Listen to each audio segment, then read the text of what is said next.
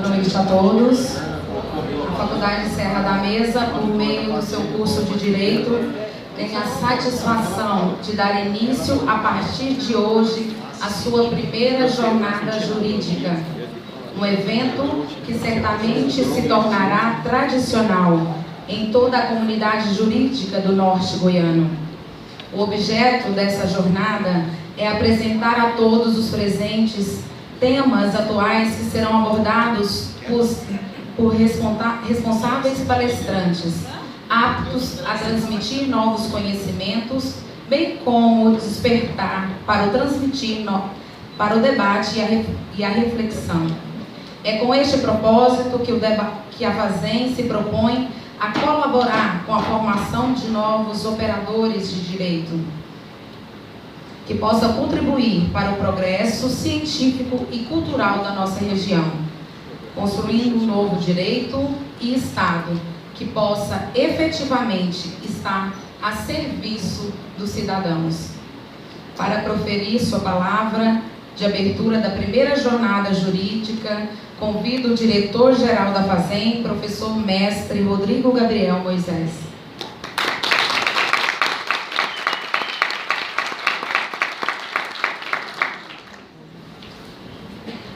Boa noite a todos os colegas, aos nossos alunos do curso de Direito da FASEM, aos demais convidados presentes, professores, funcionários, aos professores da FASEM, que é cumprimentar em nome do coordenador, professor Francisco Flávio, e aos palestrantes. Quero agradecer com muito carinho a disponibilidade em mim estar trazendo, debatendo com os nossos alunos temas tão relevantes.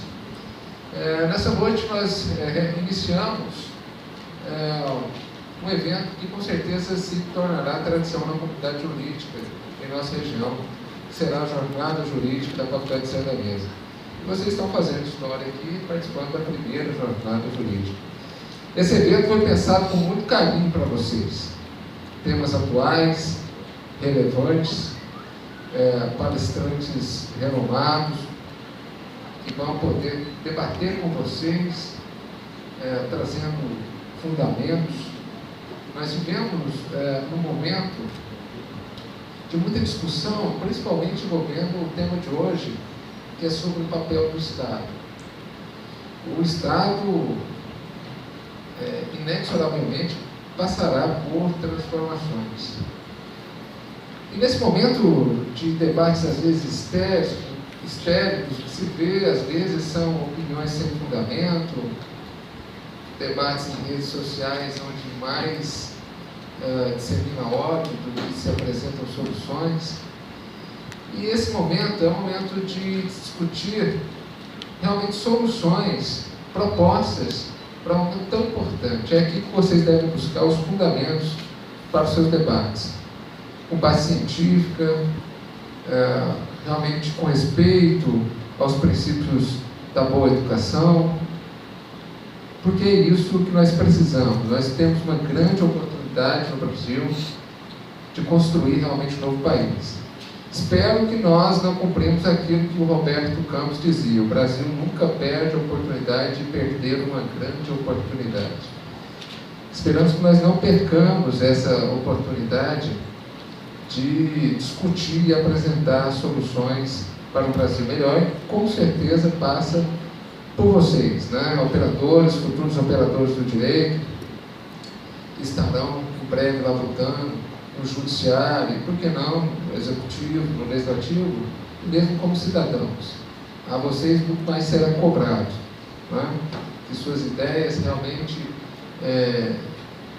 se propaguem além da instituição, mas sempre de forma fundamentada, científica, que é o que deve ser um bom debate. Até como é o nosso papel aqui, realmente subsidiados para isso. De tal forma que vocês podem ter certeza que nós trouxemos excelentes palestrantes durante toda essa semana.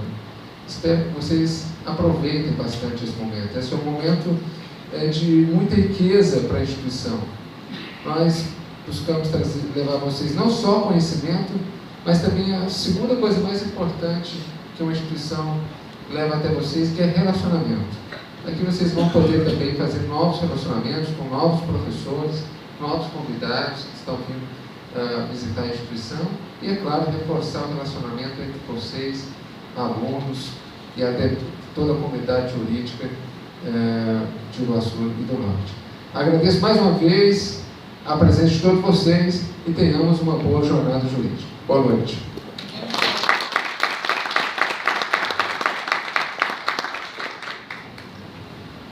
Para a composição da mesa da primeira noite de nossa jornada, teremos o tema O papel do Estado, Estado liberal ou Estado social. Convido para presidir esta mesa o coordenador do curso de Direito da FASEM, o professor doutor Francisco Flávio Oliveira dos Anjos.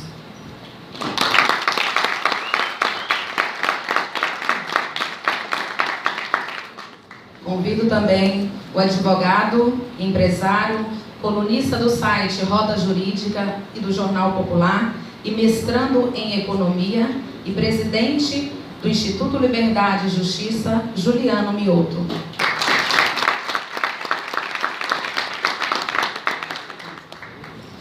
Convido também o graduando em História e especialista em Ciência Política, mestre em História pela Universidade Federal de Goiás, doutor em História pela Universidade Federal de Goiás, com pós-doutorado na Universidade Federal de Goiás, atualmente professor na UEG, o professor doutor Edmilson Marques.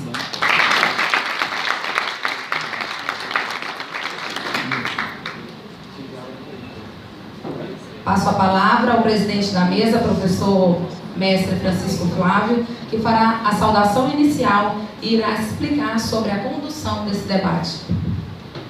Boa noite a todos e a todas. Queria agradecer, em primeiro lugar, ao doutor Juliano, professor doutor Edmilson, por terem vindo a brilhantar, enriquecer esse nosso momento, essa nossa primeira jornada jurídica, a primeira de uma série, como o professor Rodrigo ressaltou. Vocês estão aqui estamos todos aqui fazendo história nesse momento, nesse evento preparado com tanto carinho, com esse evento preparado de forma a fazer com que vocês assimilem conhecimentos, participem de discussões, de debates que vão além daquilo que lhes é transmitido em sala de aula. O direito, pela sua natureza, ele se relaciona com vários setores da sociedade. Se relaciona com a religião, se relaciona com a história, se relaciona com a economia, com a ciência política, com a filosofia, com vários ramos do conhecimento. E é importante que nós tenhamos sempre esses momentos de enriquecimento intelectual, que nós possamos dialogar e ouvir o que outras áreas do conhecimento, dentro de uma perspectiva que está relacionada também ao direito, como é a questão política, como é a questão do Estado, como é a questão da lei, possam nos auxiliar e nos enriquecer com esses debates, com essas informações que serão aqui passadas para todos nós.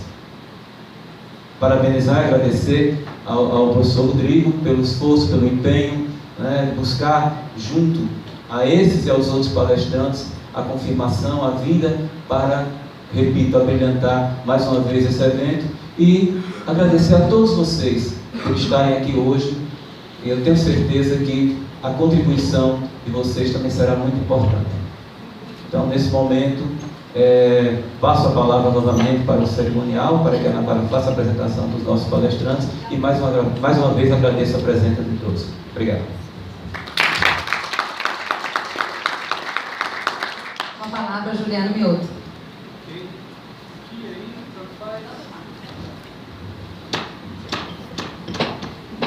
Bom, boa noite a todos. Quero agradecer ao professor Rodrigo por fazer o convite, que a gente possa vir aqui falar um pouquinho sobre o Leviatã. Não sei se vocês sabem, mas o Brasil tem mais cursos de direito que quase todos os outros países do mundo juntos. Vocês sabiam disso?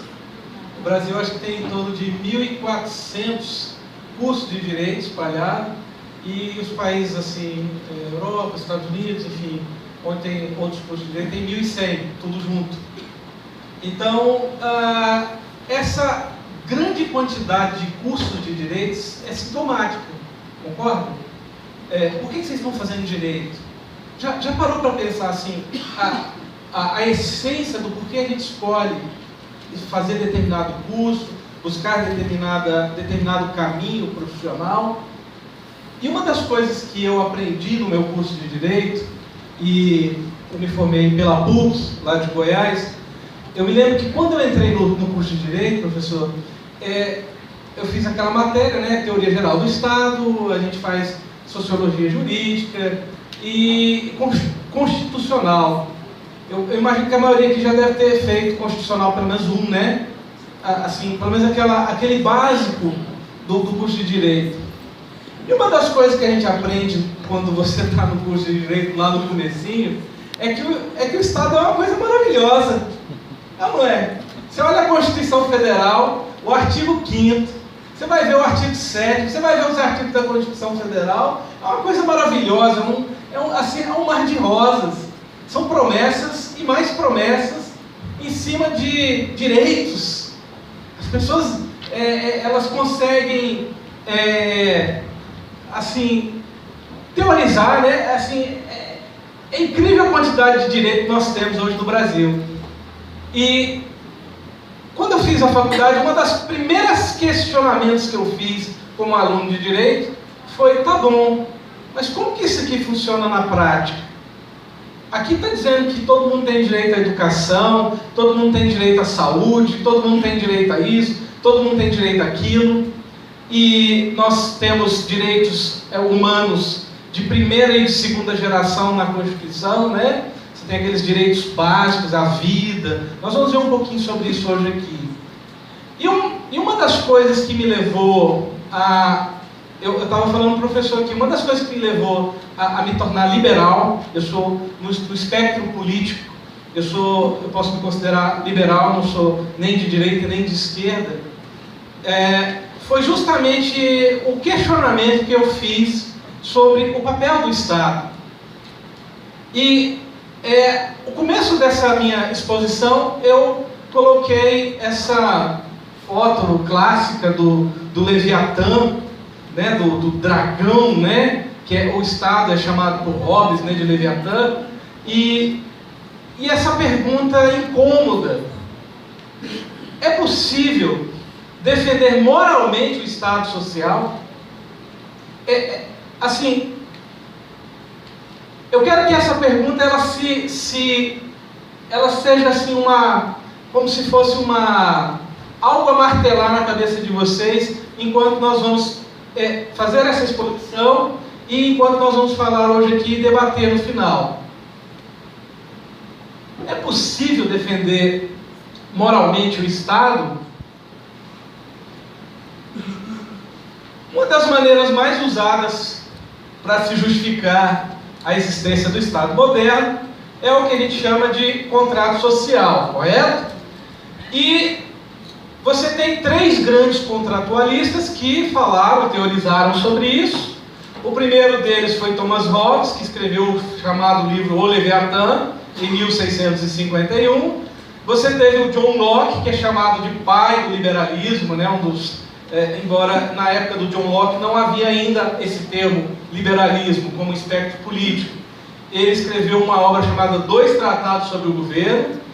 Detalhe, era uma obra anônima, ele só foi descobrir que era ele quando ele fez o testamento, porque na época que ele escreveu isso, ele poderia ter sido morto por ter escrito esse livro.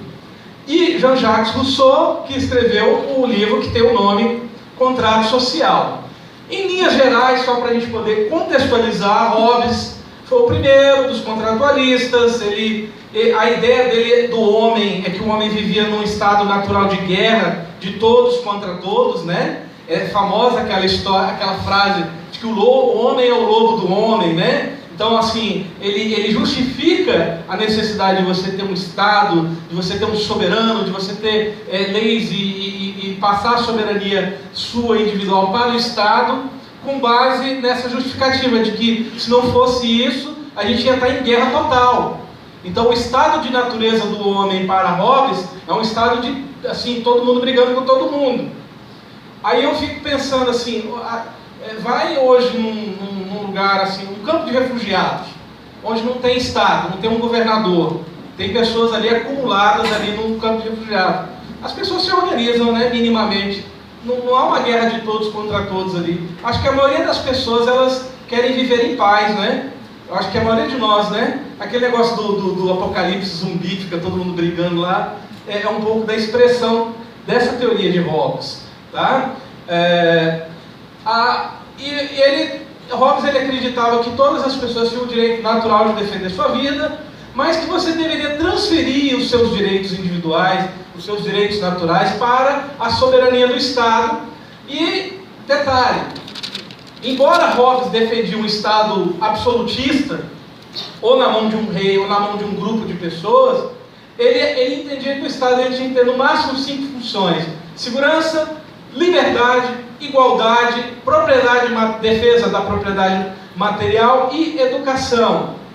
John Locke, que é o chamado pai do liberalismo, embora não havia isso, ele entende que o homem no estado de natureza é neutro. Haviam 2 leis, a lei da natureza e a lei de Deus. Ele era um homem religioso. A propriedade privada já existia no estado natural. Eu vou até fazer um parênteses aqui. Vocês sabem por que os tigres estão em extinção e as vacas não? A vaca é uma propriedade privada. Então tem um monte de gente que cuida de vaca. De tigre não. Os tigres que sobrevivem hoje são aqueles que estão em parques fechados, privados ou do Estado, ou seja, que são propriedade de alguém. A propriedade privada é uma das maiores revoluções da humanidade. Foi aquele momento em que uma pessoa olhou para um negócio e falou assim: isso aqui é meu, eu vou cuidar disso aqui. Entende? A propriedade privada, embora ela seja combatida em certo ponto, a gente vai falar um pouco sobre isso quando você vai falar de um Estado social, quando você vai falar quando lá na Constituição vai falar assim a propriedade ela tem que ter o seu caráter social. Quando você relativiza a propriedade, você corre um risco muito, muito forte. Nós vamos falar um pouco sobre isso aqui. John Locke ele falava da criação de um parlamento. Acho que a Inglaterra hoje é um dos países assim, que mais é baseado na teoria de John Locke, né, que é a questão de ter um rei, ter um parlamento, a Câmara dos Comuns. A função do Estado é não fazer nada, apenas intervir quando houver conflitos. Então, John Locke ele pensava num Estado mínimo. Imagina isso. Lá atrás ele já começou a pensar assim: o Estado, se ele existir, ele tem que intervir minimamente na vida das pessoas.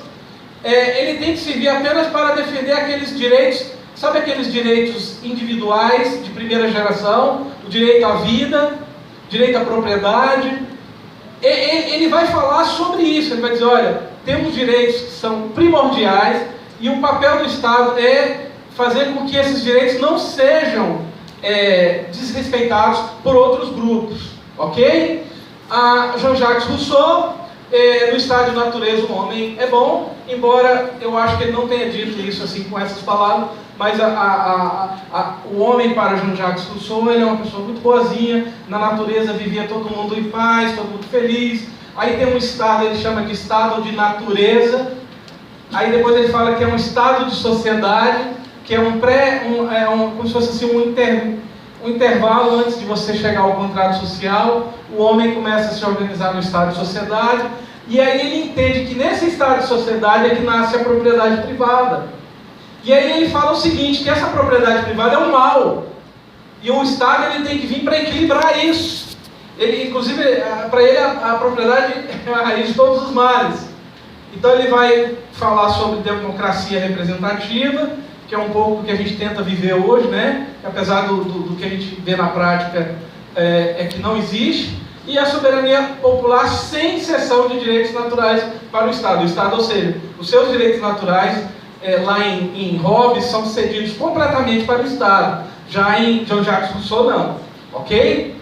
E aí, o John, que não é o Locke, pergunta: quem foi aqui que assinou esse tal desse contrato social? Alguém aqui assinou? Alguém sabe de algum bisavô, algum tataravô? que tem assinado esse contrato social. Você vive dentro de um Estado que te diz o seguinte, que ele tem soberania, ele te diz que tem que te cobrar imposto, ele te diz que ele tem o privilégio das armas, né? O Estado hoje ele tem o monopólio das armas, da violência. Alguém já parou para pensar nisso? Você pode ir lá numa loja e comprar umas pistolas, colocar na cintura e falar, eu vou proteger minha vida, minha privacidade e minha família? Não. O Estado ele tem o monopólio da violência, através das polícias, através E é interessante o seguinte, o Estado, se você comete um crime contra outra pessoa, vamos supor que você, enfim, rouba um objeto, furta um objeto de uma pessoa. Existe uma penalidade, existe uma persecução penal.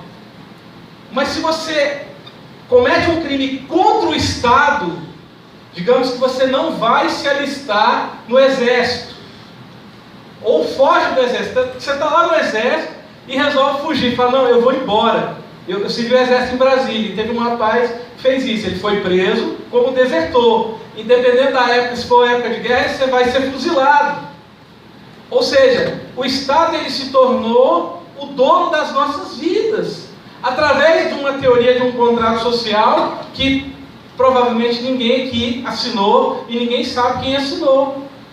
Ora, quem foi que deu esse poder todo para os políticos? Quem foi que deu esse poder todo para os Cunhas da vida, os Aécios, os Lula? Para quem deu poder para esses caras nos roubarem tanto? Essa é uma pergunta que todo estudante de Direito deveria se fazer no curso. Será que o Estado ele se justifica moralmente? Você dá direito para outras pessoas? Eu costumo dizer o seguinte, todo direito que você dá para uma pessoa, ele tem que ser tirado de outra. Ou eu estou errado? O Estado produz alguma coisa? O que o Estado produz? Ele tem a Petrobras, mas a Petrobras não é o Estado, é uma empresa do Estado. O que produz são empresas, são empresários, são vocês. Nós é que produzimos riqueza. O que o Estado faz é o quê? Vir lá e pegar um pedaço da nossa riqueza, a gente chama de expropriação coercitiva, vulgo roubo, né? Assim, você só que é justificado pela lei, né? Pelo contrato social. Vai alguém lá e pega uma parte do que você produziu. E aí, eu ouso dizer que o Estado social ele se sustenta sobre uma imoralidade que deram um nome bonito. Estado democrático de direito. Todo mundo tem direito de votar. Todo mundo tem direito de participar. O que você vê na prática, na política hoje no Brasil? No Brasil, vou usar o Brasil porque o Brasil é onde a gente está. Existe de verdade um Estado democrático de direito? O que a gente vê hoje na mídia o tempo inteiro? São pessoas privilegiadas, não é?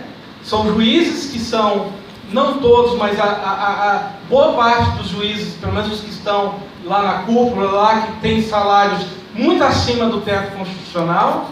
Você tem promotores que têm uma casta privilegiada, você tem funcionários públicos que são uma casta privilegiada, você tem um monte de nichos de poder, e ainda tem uma classe privilegiada que é a pior de todas, que são os políticos. Você tem políticos saindo pelo ladrão, para dizer assim de uma forma bem caricata. Você tem político para todo lado. E o que esses políticos fazem? O que esses políticos fazem? Eles ficam conchavando o tempo inteiro. Pelo seu interesse ou pelo interesse deles?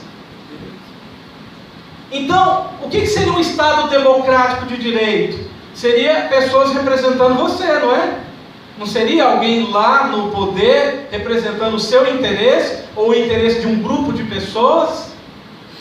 Mas a gente não vê isso. Então, a gente errou muito ao acreditar que o Estado representa o interesse público. E aí, todos que fazem direito aqui, quem já leu Rothbard? Murray Rothbard. Quem já leu esse autor? Alguém aqui conhece? Fora o professor Rodrigo? Rothbard, ele escreveu um livro chamado Anatomia do Estado. Ele era historiador, cara pesquisador, e ele dá uma versão um pouquinho diferente do surgimento do Estado.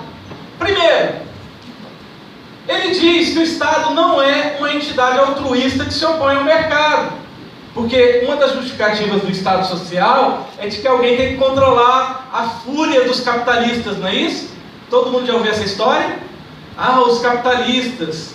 Quem já viu o tiozinho que vende leite aí no final de semana, que ele produziu na fazenda dele? Ou a tia que vende pamonha na feira? Ou o cara que vende alface? Esse cara é capitalista. Ele pega um produto, ele bota um preço, ele quer lucrar em cima daquilo. Quando você vai na padaria, quem está te atendendo lá é um capitalista. Quando você vende os seus serviços como advogado, por lucro, você está sendo capitalista.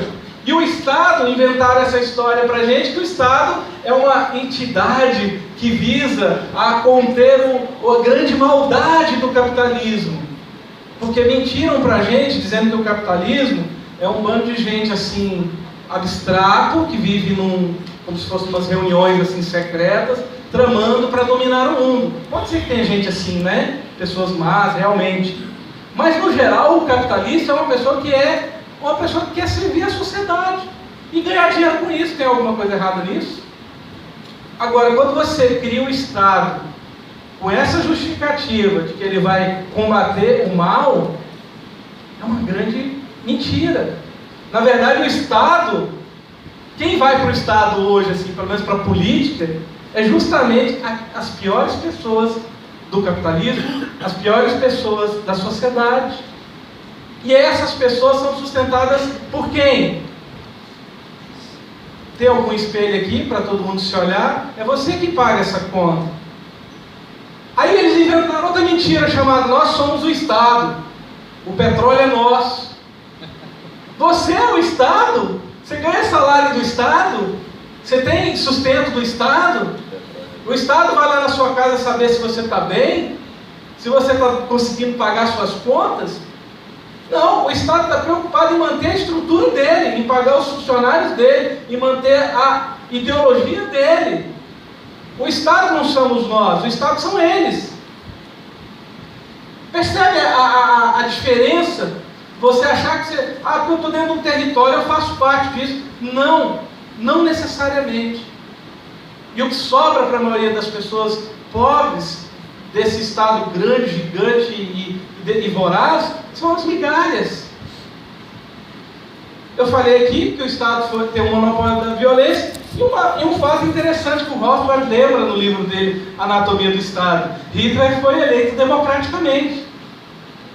A gente acha que o Hitler nasceu, acordou um dia e virou ditador da Alemanha, né? A gente estava até falando sobre isso aqui. A pessoa vai se elegendo, aí ela vai ganhando confiança, vai ganhando poder. Aí um dia ela começa a falar assim: não, nós não podemos ficar sem mim aqui, porque eu que cuido do Estado. Aí as pessoas, mesmo, aí tem aquele bando de puxa-saco em volta de todo grande líder. Aí, a democracia também pode derivar em situações de ditaduras, ou seja, de fascismo, ou de comunismo, ou seja lá do que for, independente da ideologia. E uma das coisas que é chocante, que o Rothbard fala, é que o Estado está cheio de parasitas. Tem pessoas boas no Estado? Claro que tem. Tem pessoas que produzem? Tem. Mas, por exemplo, você vai para a maioria das universidades federais. Tem aqui, né, o professor da UEG, né? O professor deve saber disso. Eu tenho um amigo meu que é professor lá do IFG. E ele fala isso. A maioria dos professores não trabalha direito, que é só cumprir os horários e receber o salário dele no final do mês. Aí aqueles professores que produzem, que dão aula de verdade, que correm atrás, eles têm que se desdobrar em 1000 para atender as pessoas. Assim, em todas as áreas do Estado. Você tem uma pessoa geralmente que é muito esforçada, que realmente quer resolver o problema da população, e um bando de gente que não quer fazer nada. Passou no concurso, Opa, estou com a vida feita. Não preocupa mais. E esse dinheiro, esses parasitas, eles são pagos com impostos, tributos e endividamento.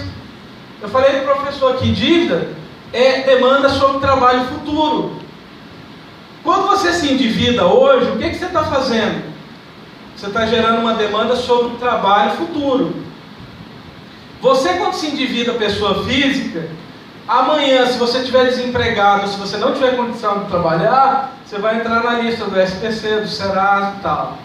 Agora, quando o Estado se endivida, dizendo que está fazendo isso em nosso nome, porque na verdade a gente sabe que não, né? Ele está fazendo isso em nosso nome.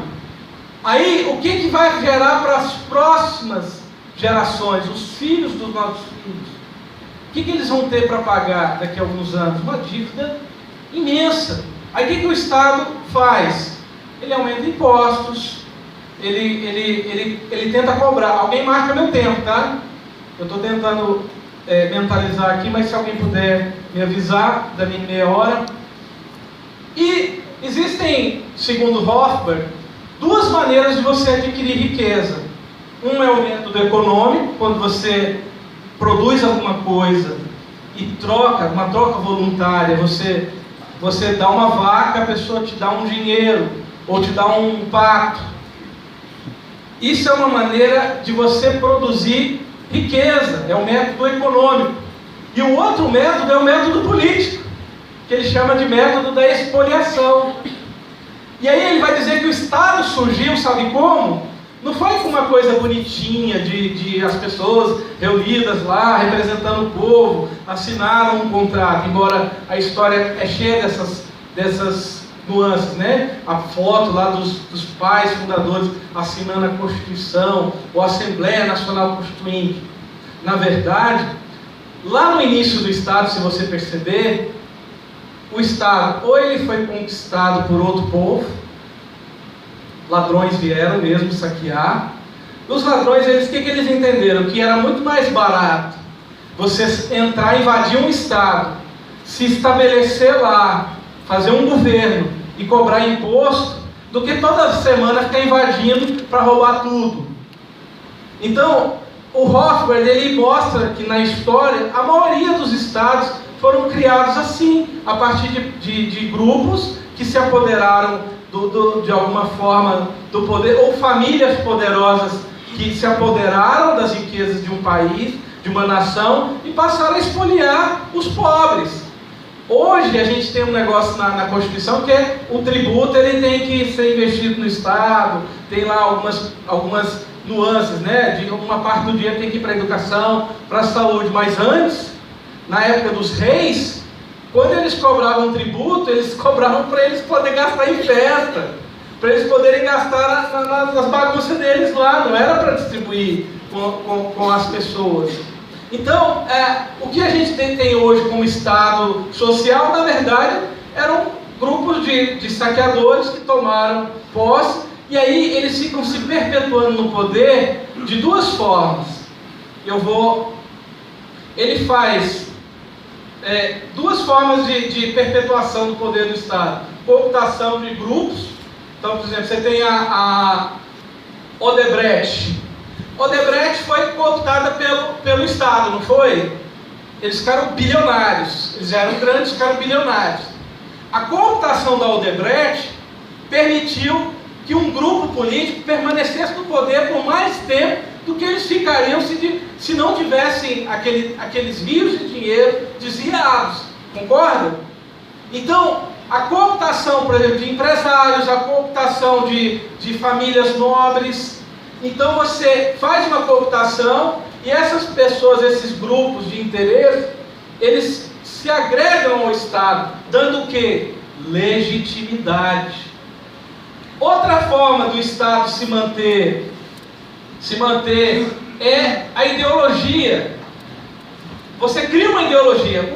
Essa ideologia do Estado bonzinho, do Estado social, do Estado que cuida de você, do Estado que está preocupado com o interesse público, é uma ideologia que foi criada e fomentada, e ela hoje assim, quase que um mantra nas universidades, principalmente no curso de Direito, você não questiona as leis, não é? Bastiat, não sei se vocês já ouviram falar do Frederic Bastiat, ele escreveu um livretinho também chamado A Lei, e ele diz o seguinte, que a lei ela não pode ser usada como instrumento de iniquidade.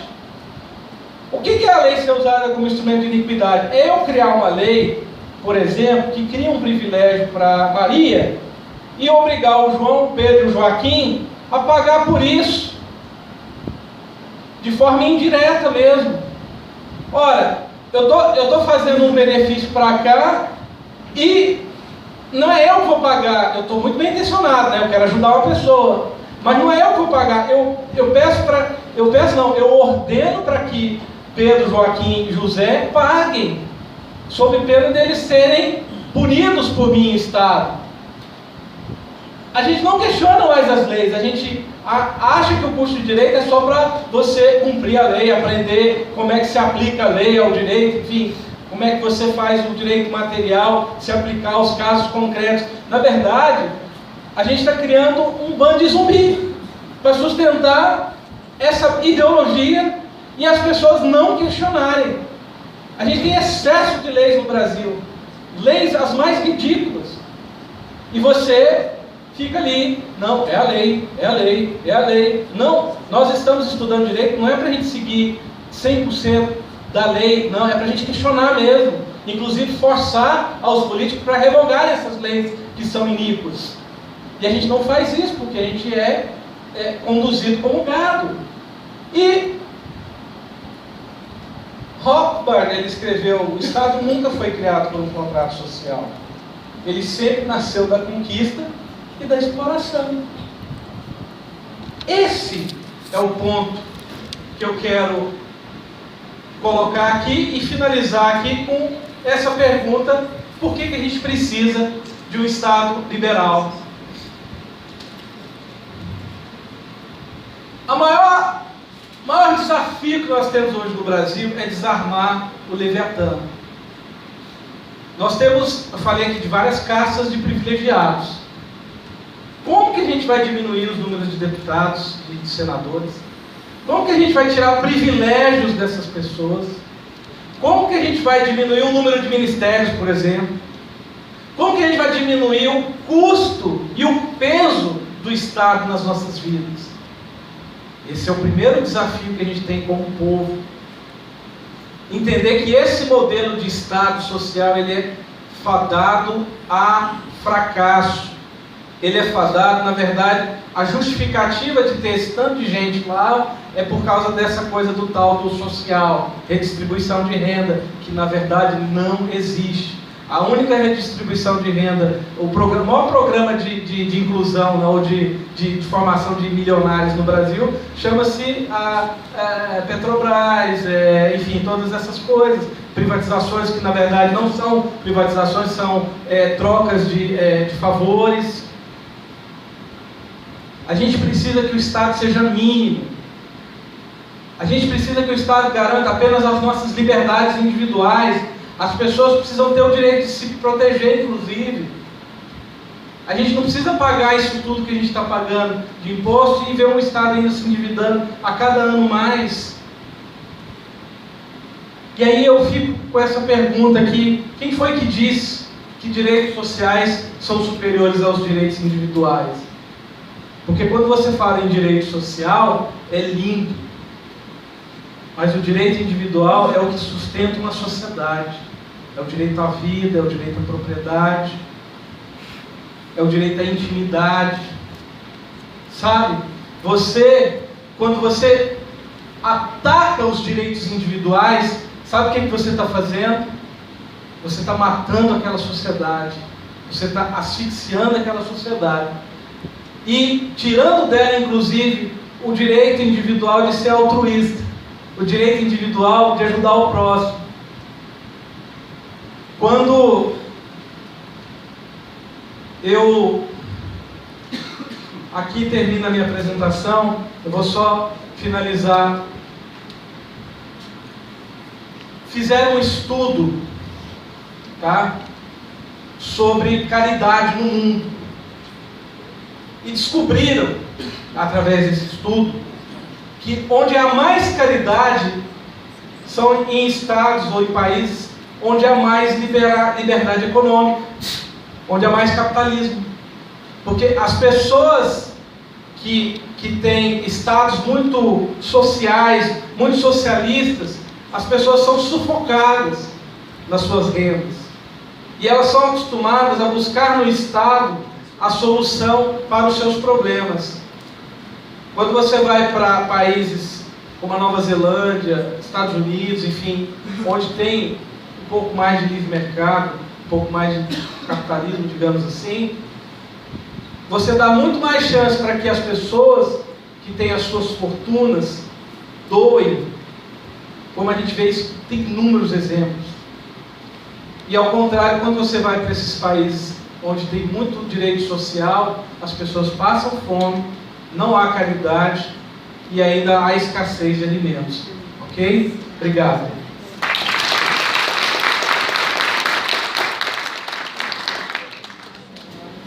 Muito obrigado, parabéns ao professor Juliano pela sua brilhante exposição sobre um tema que soube expor de forma tão clara, tão direta, didática e ao mesmo tempo aprofundada.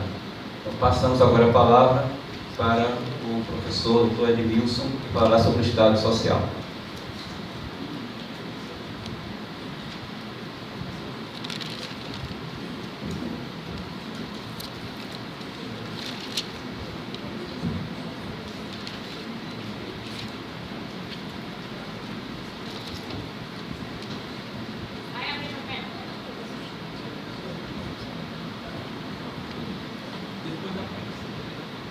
Boa noite a todos.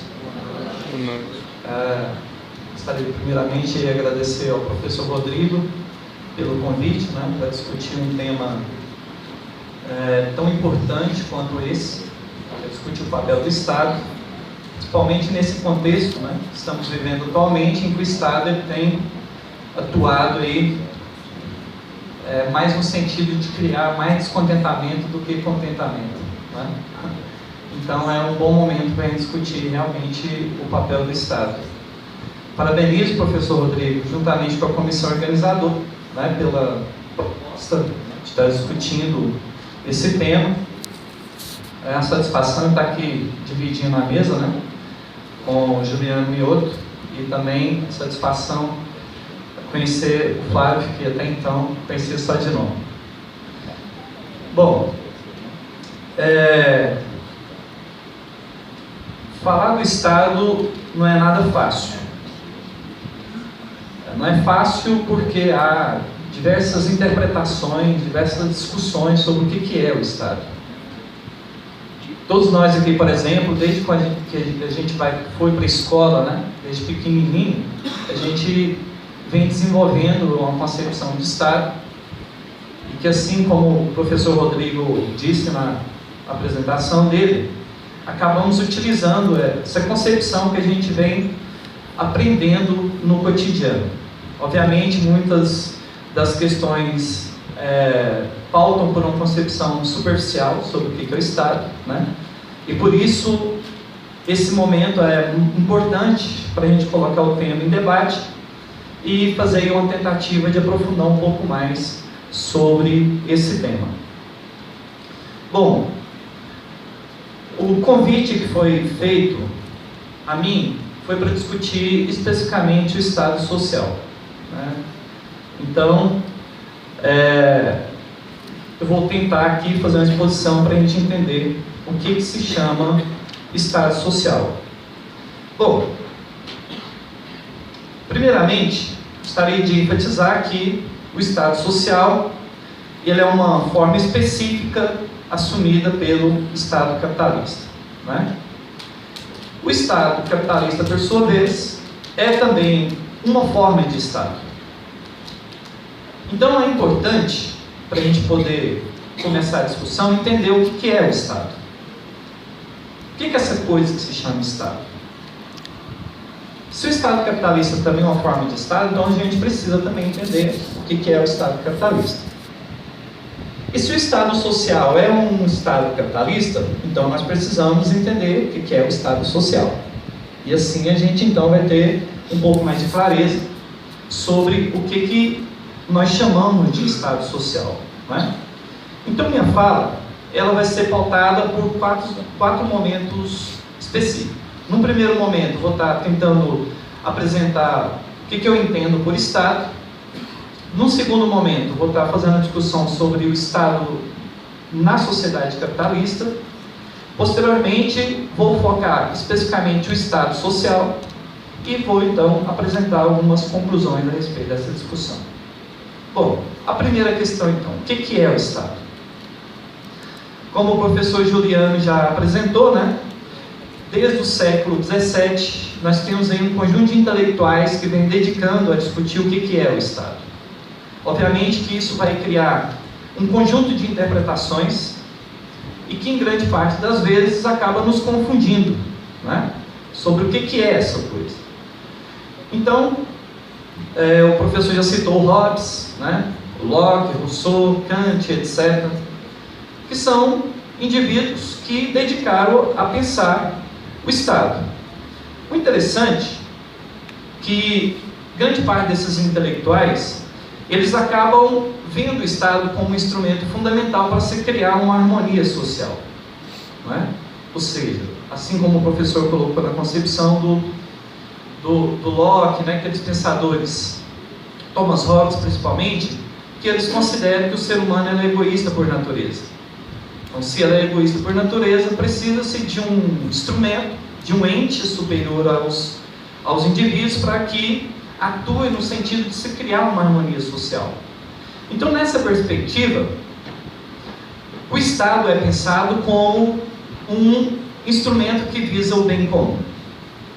Então, que fique claro que eu estou apresentando aqui algumas concepções sobre o Estado, né? Então, nesse primeiro momento em que alguns intelectuais se colocam a pensar esse instrumento, né, essa figura chamada Estado, eles observam como um instrumento fundamental para atuar nas relações sociais. Ou seja, o foco, nesse primeiro momento, é pensar o Estado como um instrumento que atenda os interesses universais. Então, o Estado, para esses indivíduos, seria esse instrumento que atende a todos os interesses. Nesse sentido, né, o professor Juliano também já colocou, pensa-se o Estado como algo neutro. Como algo neutro em qual sentido?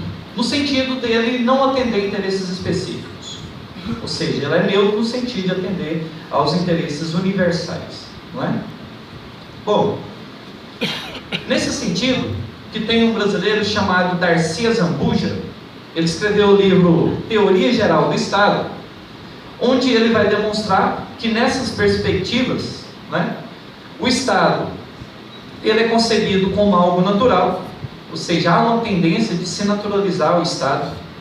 Nesse sentido, é como se os indivíduos nascessem com a necessidade do Estado, para se criar e se manter, então, o bem comum. Então, de um lado, o conceito de Estado, em diversas concepções, ele vai manter essa ideia de que o Estado ele atende o bem comum, né? Os bens universais, o bem público. Mas nós vamos ver outros pensadores que vão apresentar uma interpretação distinta do Estado. Max Weber, por exemplo, que é um alemão, ele vai dizer que o Estado é o monopólio da violência legítima. Outro indivíduo, né, publicou um texto mais recentemente, Pierre Bourdieu, tem um livro sobre o Estado, ele já vai dizer que o Estado é o monopólio da violência física e simbólica. Ou seja, como a gente pode perceber, há muitas concepções sobre o Estado. Agora, a pergunta é, como chegar então a uma definição do Estado no sentido mais claro, para entender o que é realmente essa coisa chamada Estado? Bom, a sugestão é entender a história do próprio Estado, entender a sua Constituição, como que ele vai se desenvolvendo na realidade. É claro que isso não é uma tarefa muito simples, né? Isso exige um procedimento teórico-metodológico que se parta da realidade, ou seja, do próprio desenvolvimento histórico do Estado, e nesse sentido ir percebendo como que ele vai se apresentando na realidade e a sua relação com essas interpretações que se dá no campo das ideias a respeito do próprio Estado. E nesse sentido, do meu ponto de vista, há alguns pensadores alemães, na verdade uma escola específica que se desenvolve na Alemanha, ali na década de 70, que ficou chamada como escola derivacionista, que faz um trabalho interessante a respeito da história do Estado. Então, aqui eu vou estar falando um pouquinho desse estudo, né, que esses teóricos apresentaram, para a gente observar a reflexão que eles apresentam a respeito do Estado. Bom, eles vão dizer que na história do Estado, nós podemos observar que ele assume diversas formas, ele se apresenta de diversas formas. E para eles, o Estado ele é inseparável do modo como os indivíduos produzem o que elas necessitam para a sua sobrevivência. Ou seja, ele é inseparável do modo de produção que é estabelecido. E é nesse sentido que eles falam que na Europa ocidental, por exemplo, as formas que o Estado assumiu foi o Estado escravista, o Estado feudal e o Estado capitalista. Então ele vai assumindo formas de acordo com o período histórico, de acordo com o modo de produção estabelecido. Esses intelectuais, eles observam que o Estado, em toda a sua história, ele sempre serviu a determinada classe privilegiada. Então, nessa concepção, eles observam o Estado como aquele que atende os interesses da classe que domina em determinada sociedade. Então, para eles, o Estado deve ser entendido como uma relação de dominação. Então, o Estado enquanto relação de dominação. Então, a partir da Revolução Burguesa, ou seja, a partir da constituição dessa sociedade em que nós vivemos, né, sociedade capitalista, nós nos encontramos diante de um Estado específico. Um Estado que tem um nome que se denomina Estado capitalista. Então, o capitalismo cria um Estado específico para esse modo de produção chamado Estado capitalista. Então, a partir do momento que o modo de produção ele se torna capitalista, no caso, o capital ele vai invadindo todas as instâncias da sociedade, ele vai submetendo tudo e todos aos seus próprios interesses, né? É nesse sentido que ele submete, por exemplo, a mercadoria, submete a cultura, submete o próprio Estado às relações que ele cria. Então, portanto, o capitalismo também se envolve no Estado, e o Estado é envolvido pelo capitalismo. Logo, o Estado é transformado em um Estado capitalista. Então, nesse contexto do Estado capitalista, né, a gente pode observar que ele se torna um dos estados mais complexos da história humana, com características específicas que o distinguem dos estados anteriores, né? Se torna um Estado altamente organizado e pautado pela gestão de especialistas. Bom, então isso que eu coloquei de forma breve, né, é um pouco do conceito do Estado. Agora vamos falar um pouquinho do Estado no capitalismo. Bom, é fundamental partir do pressuposto que o capitalismo ele é dividido em classes sociais. Essas classes sociais, por sua vez, elas detêm interesses específicos. Se a gente observar, por exemplo, os capitalistas, o interesse específico dos capitalistas é o lucro. Os trabalhadores, por sua vez, eles, no seu cotidiano, acabam desenvolvendo uma concepção, né, que entra em desacordo com os interesses dos capitalistas. Então, nesse sentido, que a gente vê os diversos conflitos que vão se instituindo no cotidiano, né? Então, pelo fato das classes sociais apresentarem interesses distintos, é que nós entendemos que a sociedade capitalista é pautada pela luta de classe, luta entre as classes, né?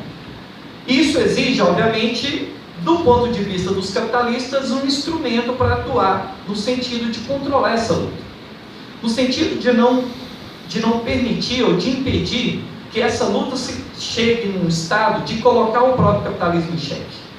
Então é preciso estabelecer um controle das relações sociais, logo um controle da luta de classe.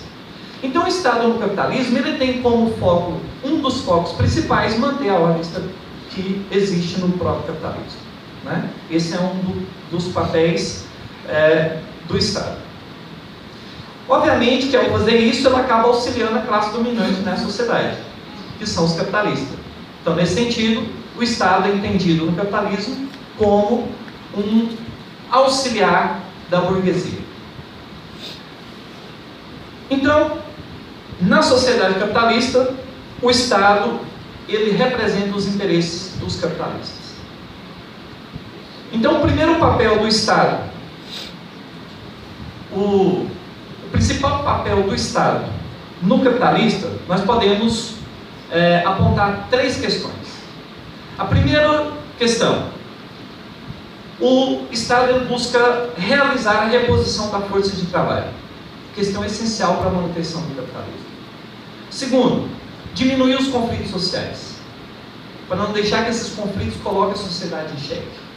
Em terceiro, obviamente, contribuir ou buscar evitar a abolição do modo de produção capitalista. Então ele precisa garantir que as relações de produção capitalista continuem continuem se perpetuando. Então é nesse sentido que a gente pode entender aí, né, a ação do Estado social, através aí das políticas de assistência social, né? Essas políticas, as políticas sociais, elas têm como objetivo principal beneficiar a classe capitalista, ao contrário do que a gente acaba aprendendo no nosso cotidiano, né? Então ela atende principalmente os capitalistas individuais e atende como? Fazendo a reposição da força de trabalho no mercado. E no segundo momento, ela atende aos interesses dos capitalistas no seu conjunto, ou seja, dos capitalistas coletivamente, através do impedimento da abolição do próprio capitalismo.